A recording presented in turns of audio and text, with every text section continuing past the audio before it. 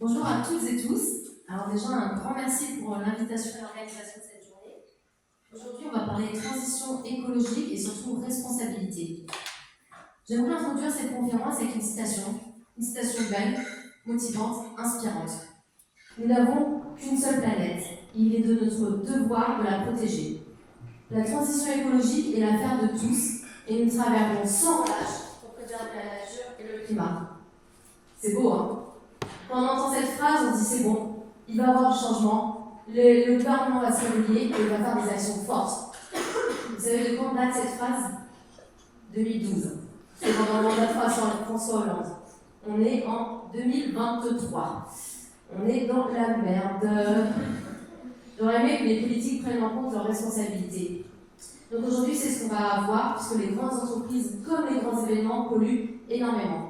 Pendant cette conférence, je peux vous parler d'événementiel, puisque ce fut jadis mon métier. J'ai eu la chance de fonder un festival de musique électronique à Paris et de travailler comme consultante pour différents événements politiques, corporate, des séminaires, des événements écologiques ou plutôt greenwashing. Et maintenant, j'ai totalement changé de vie. Donc, comme on se disait juste avant, les grands événements, tout comme les grandes entreprises, ça pollue. Et ça pollue énormément. On parle d'émissions de gaz à effet de serre, par exemple dans l'événementiel climatisation, chauffage, mobilité. On parle de mobilité artistique, beaucoup d'artistes se déplacent en jet privé. Il n'y a pas que Bernard Arnault qui pense en petit jet privé. On parle également de mobilité pour les participants et les participantes. En fait, quand vous avez des événements à 50 000, 100 000, 150 000 personnes, vous vous doutez que les gens viennent du monde entier pour y participer. Donc le bilan carbone de ces désastres écologiques est catastrophique. Il y a un aspect dont on parle moins, c'est aussi la pollution sonore. En fait, quand on organise un festival ou un événement, on doit faire un audit sonore du lieu où est-ce qu'on l'organise pour ne pas perturber la faune locale. Malheureusement, il y a très peu d'événements qui font ça. Et dans la plupart des événements, du moins ceux pour lesquels je travaillais, ce qu'on est plus, c'est des bouteilles d'eau en plastique. Alors, bouteilles qu'on achète 20 centimes pour vendre 3 €, 4 €, voire 5 € pour certains festivals. Donc, business avant tout, encore une fois. Et bien sûr, les bouteilles d'eau en plastique, pas besoin de vous dire que c'est un désastre écologique et social. Et enfin, les sponsors, le côté aussi un petit peu éthique qu'on peut retrouver dans des événements dits green et qui aiment le green selon eux, et on retrouve des gros sponsors derrière, ces sponsors qui sont les plus pollueurs. Je vous rassure, les sponsors, ils ne font pas ça par générosité, c'est aussi pour nourrir leur greenwashing, pour redorer leur image, Donc là, en fait, on arrive vraiment dans un système de changement systémique pour les industries, pour les événements. Et malheureusement, comme tout changement systémique, on se retrouve parfois confronté à un mur. En fait, on a plusieurs discours. Vous avez l'organisateur et l'organisatrice qui va dire « Ah, mais les festivaliers et les festivalières, ils veulent faire la fête, moi, je réponds juste à un besoin. » On s'envoie la balle. Le festivalier ou la festivalière va dire « Bah écoute, les orgas, ils ont bien pour leur responsabilité de nous proposer des événements RSE. On dédouane encore une fois, on se rend à l'événement. » Et on a un troisième discours qui dit « Mais les institutions ou les subventions ont qu'à arrêter de financer ces événements qui sont des désastres écologiques. » Parce qu'il faut savoir que les gros événements ont énormément de subventions. Donc tout le monde se renvoie la balle plutôt que de se remettre en question et de se dire « Merde, est-ce que je peux agir aujourd'hui dans mon quotidien ?» Donc c'est la question à laquelle on va essayer de répondre aujourd'hui et que je vous pose. Qui porte la responsabilité de la transition écologique? Vous, moi, les entreprises, les politiques, les institutions. Qui est responsable de cette transition écologique? Et vu que je suis sympa, je donne la réponse. C'est tout le monde. Nous sommes toutes et tous concernés par la transition écologique et responsables de ce qui se passe. Chacune de nos actions a des conséquences dans la vie de tous les jours. On va commencer avec la responsabilité individuelle. Alors déjà, parce que c'est ma préférée, parce que c'est un petit peu d'introspection, et qu'on est obligé aussi de passer par là pour demander des changements. En fait, je me posais beaucoup les questions de me dire, est-ce que j'ai envie de continuer d'aller dans des festivals qui polluent de ouf, alors que je critique ce système? Est-ce que j'ai envie de continuer d'acheter sur certains sites, alors je sais que c'est du dropshipping, alors je critique ce système? Est-ce que j'ai envie de toujours manger autant de viande, alors que je dis aux gens que c'est mieux d'être végétarien? Et là, je me dis, waouh, attends, je ne suis pas du tout en adéquation avec mes valeurs.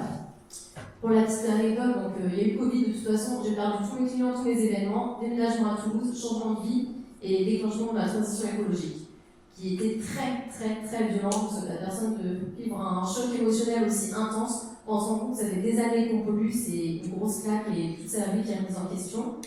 Et en fait, le but, c'est de ne pas justement tomber dans l'éco-anxiété ou de ne pas culpabiliser si manger une tranche de saucisson pendant l'apéro. En fait, c'est de se dire, ok, donc je pense différemment pour agir autrement et réfléchir à chacune de nos actions. Donc typiquement, est-ce qu'on a vraiment besoin d'une voiture individuelle si vous avez les transports en commun à côté de chez vous? Est-ce que vraiment vous avez besoin de manger de la viande à chaque repas, sachant que vous avez besoin de protéines et non de viande? Est-ce que vraiment vous avez besoin de voyager en avion alors que vous avez une alternative train qui existe? Alors par contre, pour le train, l'avion, je suis d'accord que ça coûte une blinde. Ça, c'est vraiment la responsabilité politique qu'on viendra à voir après. Mais il y a d'autres façons de voyager. On peut découvrir le slow voyage, découvrir des régions proches de chez nous. Donc c'est vraiment changer notre façon de consommer. Et il y en a une aussi qui me touche un petit peu, c'est la remise en question plutôt que d'attaquer. C'est toujours plus simple de critiquer son voisin sur telle ou telle action, plutôt que de se remettre en question et penser à nous comment on agit. Alors la phrase qu'on sort tout le temps, c'est « Ah mais toi tu parles d'écologie, mais t'as bien un iPhone ». En fait cette phrase, croyez-moi que si vous commencez la lutte, vous en aurez tout le temps. Et le but c'est vraiment d'avoir des ordres de grandeur. Ok, j'ai peut-être un iPhone, mais il me sert aussi à sensibiliser, à mobiliser. On parlait de réseaux sociaux tout à l'heure et ça m'a fait aussi tilt de me dire qu'on peut utiliser ces réseaux sociaux pour battre, pour faire des combats forts. Donc voilà, toujours la remise en question. Et puis après, il y a le côté sociologique. On sait que changer d'habitude, ça ne se fait pas du jour au lendemain. Ça fait 3 mois que j'essaie de me lever à 6h le matin pour faire du sport.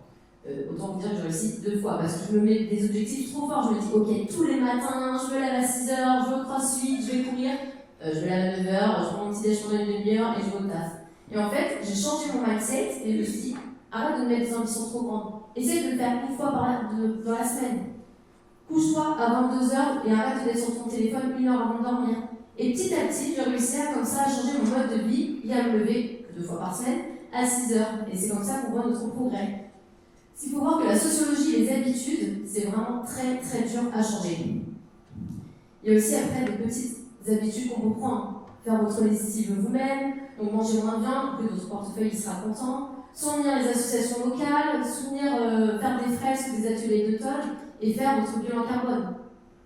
On a des sites qui s'appellent par exemple l'ADEME, où vous pouvez calculer votre bilan carbone individuel avec votre plan d'action et voir où est-ce que vous pouvez vous améliorer. C'est des sites qui sont super. Ce qui nous amène à notre deuxième point, qui est la responsabilité collective. Alors vous verrez que les deux sont liés. À partir du moment où vous êtes sensibilisé, vous commencez des changements, forcément auprès de vos proches, vous allez en parler. Vous allez essayer de les ramener dans votre cause, vous allez essayer de changer, et c'est là qu'on atteint des croissances de mouvements. En fait, dans toutes les luttes sociales, c'est historique, au début d'un mouvement, vous serez 1, 5, 50, 100, 5000, 50 000. Et plus vous en parlerez, plus la parole sera libérée, et plus des gens rejoindront votre cause. Et ça crée un cercle vertueux. Et pourquoi est-ce qu'il y a ces luttes sociales? Quel est le but final? C'est de faire plier le gouvernement. Éviter que des lois fortes passent, empêcher que les lobbies fassent pression pour passer leurs propres produits qui détruisent la planète et même des humains. Bon, après, si on sort la carte Joker du 49.3, effectivement, là, ça pose un petit problème. Et là, c'est vraiment tout notre système démocratique qui est remis en cause. Et croyez-moi qu'on en parlera dans la partie politique, que j'adore aussi. Et il ne faut surtout pas oublier que les politiques, de toute façon, sur le peuple, ils sont rien. C'est nous qui allons voter, c'est nous qui portons des voix, c'est nous qui nous mobilisons un grand nombre. Il ne faut jamais oublier ça. J'aimerais quand même passer un petit peu dans le positif et présenter des initiatives de mouvements citoyens qui sont top et qui fonctionnent.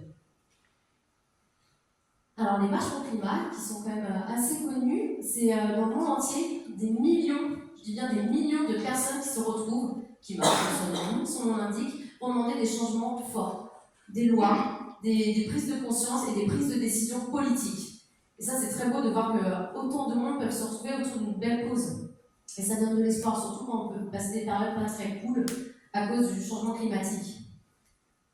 Il y a le mouvement anti-plastique aussi, qui fait des campagnes plastic free, comme son nom indique, pour sensibiliser le plus grand nombre de personnes autour du plastique, qui, vous savez, sont beaucoup dans les océans.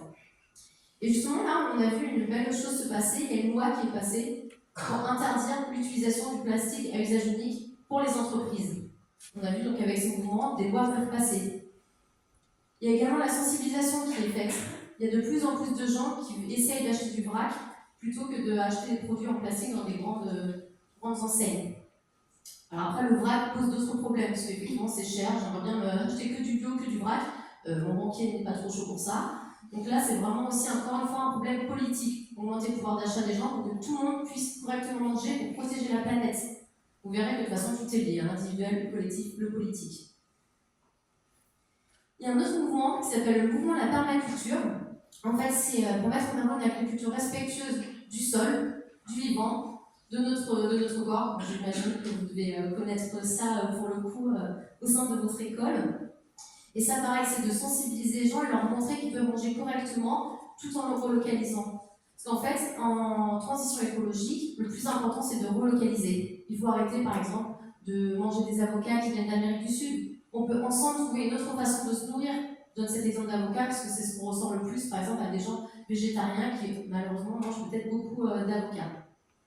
Et en fait, tout ça, c'est de la science. C'est pas un avis, c'est pas mon opinion, c'est même pas un débat, parce que la transition écologique, de toute façon, n'est pas un avis. C'est des faits avérés scientifiques. Comme 1 plus 1 égale 2, il n'y a pas de débat autour de ça. La transition écologique, c'est pareil. Les scientifiques travaillent tous les jours pour faire des recherches, pour empêcher justement les catastrophes arriver.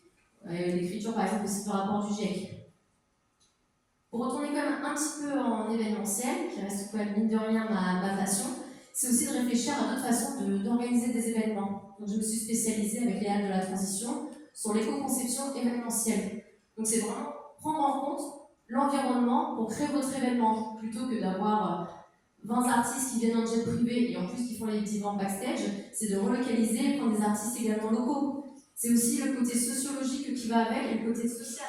On a beaucoup d'artistes masculins qui sont bookés, mais où sont les femmes sur les programmations? Donc là, c'est aussi le côté social qui va souvent avec le côté transition écologique et transition tout court. Il y a Musique des classes Emergency, dont le siège social est à Toulouse, et vous remarquerez mon accent anglais est top, que je vous invite à suivre, qui prône justement les événements responsables et les artistes responsables. Ça, cette partie est géniale. Là, on parle de responsabilité politique. Il y a tellement à dire que je ne sais limite pas par où commencer. Actuellement, on a des politiques qui font plein de promesses. Alors là, des promesses sur papier, on peut en avoir énormément. Et au final, réalisation, il y a quoi? On nous dit de planter des arbres dès la 6e. Un arbre qui met 5 ans à pousser, on marche sur la tête. D'ailleurs, en parallèle, on détruit des arbres pour construire des autoroutes, pour gagner 10 minutes, alors qu'il faut planter des arbres dès la 6e. Je me suis fait un inception de l'arbre, là, c'est n'importe quoi.